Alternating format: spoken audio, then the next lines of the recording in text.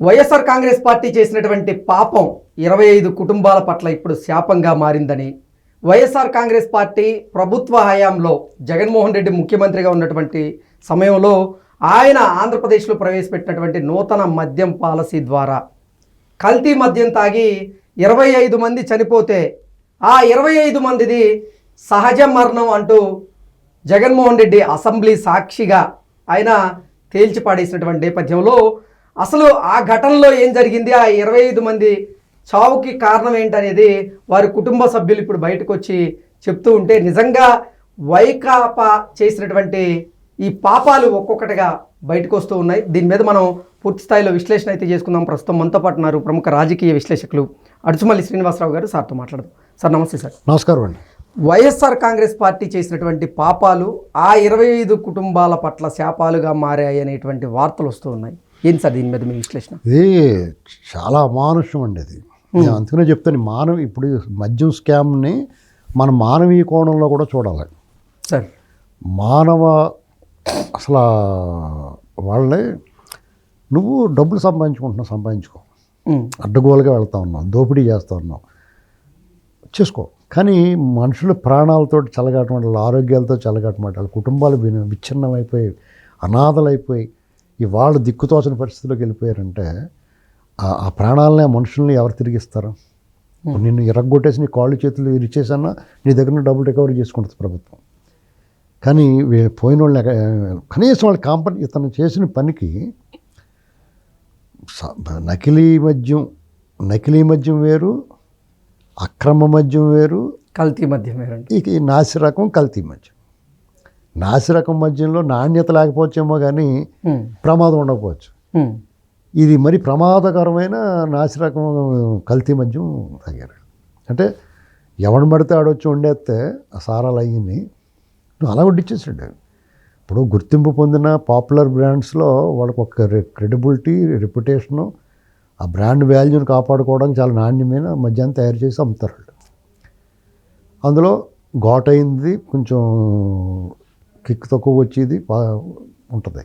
అంతేగాని మీకు మళ్ళీ ఎవడబడతాడు వండేసి పట్టుకొచ్చి మీ ఇష్టమైన బ్రాండ్లు చేసుకుని ఈ విషయాలన్నీ తెలిసిన వాడు విజయసాయిరెడ్డి. ఈ దుర్మార్గాల అరాచకాలు దాని గురించి అతను వచ్చి చెప్పాడు. అతన్ని పిలిచారు, అతన్నే కూడా అందరూ ఇన్వాల్వ్ అయ్యేటి కేసులో పిలిచారు, చెప్పాడు. ఇప్పుడు అతను దానికి ఏం చెప్తున్నారు, నువ్వు అప్పుడెప్పుడో వీళ్ళందరినీ కలిసి వచ్చావు, టీడీపీ వాళ్ళు, టీడీ జనార్దన్గా నాళ్ళనే కలిసాడు ఏదో కమ్యూనిటీలో, సీక్రెట్గా కలిసాడు. సీక్రెట్ ఏముంది, అది ఎప్పుడో మార్చి నెలలో కలిసారు. సిట్టు సిఐడి ఇప్పుడు మద్యాన్ని దర్యాప్తు చేస్తున్నది సిట్టు. సిఐడి వాళ్ళు పిలిచింది పోర్టుల కేసు విషయంలో పిలిచారు. అప్పుడు ఇతను అక్కడికి వెళ్ళి వచ్చి మర్నాడు వెళ్ళి సిఐడికి వెళ్ళాడని వాళ్ళు ఇప్పుడు ఈ సిట్ దర్యాప్తు ఈ కేసులన్నీ బయట పెడుతున్నాడు, వీళ్ళని కలిసి వచ్చానండి. ఆయన ఇవాళ కలవడం ఏంటి, తారక రత్న గారు చనిపోయినప్పుడు కలిసాడు, అంతకుముందు కూడా కలిసి ఉండొచ్చు. పైగా అది మీరు సీక్రెట్ అని చెప్పడం లేదు, ఎందుకంటే బహిరంగంగా ఒక కమ్యూనిటీలో రోడ్డు మీద కారు దిగి ఒళ్ళు విరుచుకుని వాళ్ళందరూ 5 నిమిషాలు కబుర్లు చెప్పుకుని అప్పుడు లోపలికి వెళ్ళారు. మళ్ళీ తిరిగి ఎక్కేటప్పుడు కూడా అందరు కలిసి వచ్చారు, సెండా బీచ్ పంపించారు.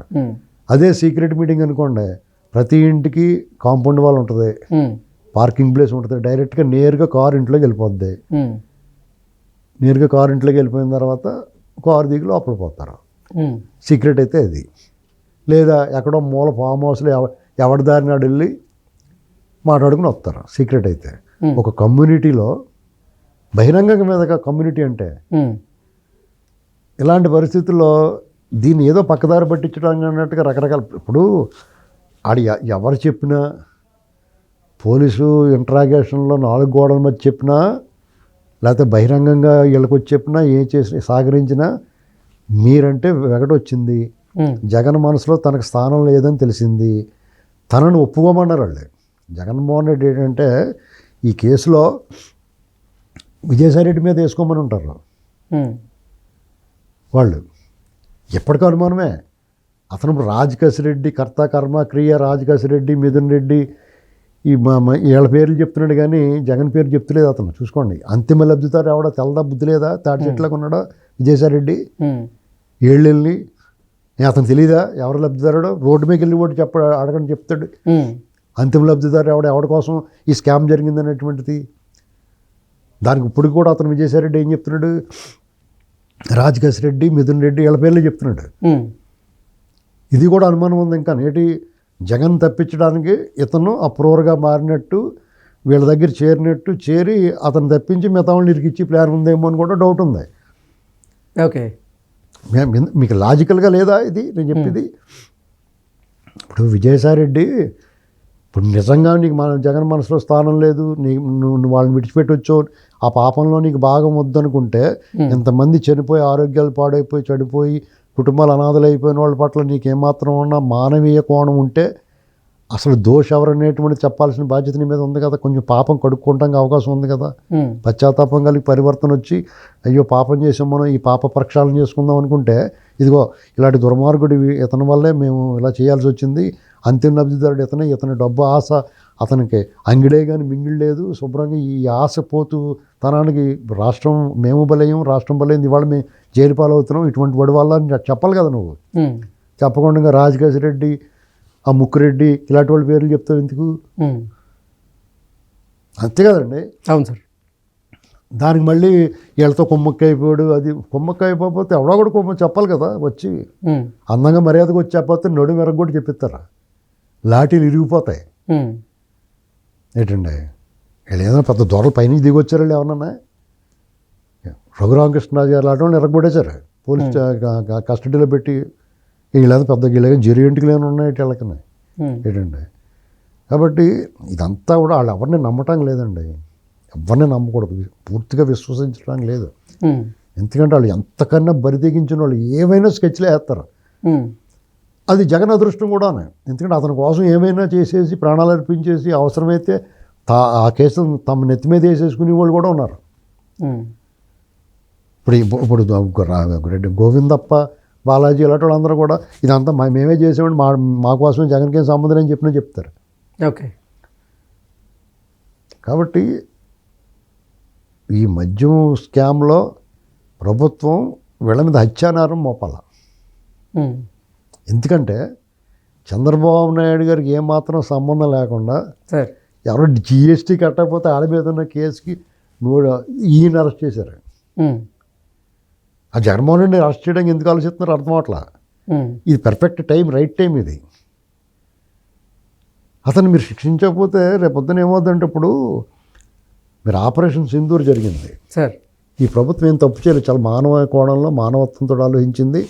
అలాగే దేశ సమగ్రతని భద్రతని కాపాడడం కోసం ప్రయత్నం చేసింది. పెహల్గాం జరిగిన ఘటనకి ప్రతీకారంగా ఉగ్రవాద సంస్థల మూలాలు అన్నట్లు చల్లా చెదురు చేసింది, సర్వనాశనం చేసింది. అయినా పాకిస్తాను అక్కడ ఏం జరిగింది ప్రచారం, పాకిస్తాన్ ఉగ్రవాద సంస్థలకి ఆ ముఠాలకి ఆశ్రయం ఇస్తుంది పాకిస్తాన్ అని తెలుసు. దాన్ని కొట్టేయాలని కోరుకున్నారు ప్రజలందరూ. వీళ్ళు కూడా పాకిస్తాన్ సంగతి తేల్చేస్తూ ఉన్నారు. అవి ఏమీ తేల్చకుండా నిజంగా వీళ్ళ పని ఆపరేషన్ పూర్తి అయిపోయింది, ఆపరేషన్ సింధూర్ విజయవంతంగా పూర్తయింది. ఆపరేషన్ అయిపోయిన తర్వాత ఇంకేం చేస్తారు, ఆపేస్తారు కదా. ఆపేసినా కానీ ప్రభుత్వానికి ఎంతో కొంత చెడపేరు వచ్చింది, కొంచెం ఆ ఇది తగ్గింది, మోడీ గారు మోజు తగ్గింది. అలాగే అవుద్ది ఇప్పుడు. ఈ జగన్మోహన్ రెడ్డి కానీ అరెస్ట్ అవ్వకపోతే, ఈ కేసులో జగన్మోహన్ రెడ్డి అరెస్ట్ అవ్వకపోతే కూటమి ప్రభుత్వానికి కోలేనంత నష్టం జరుగుద్ది. ప్రజల్లో ఇమేజ్ పాడైపోద్ది.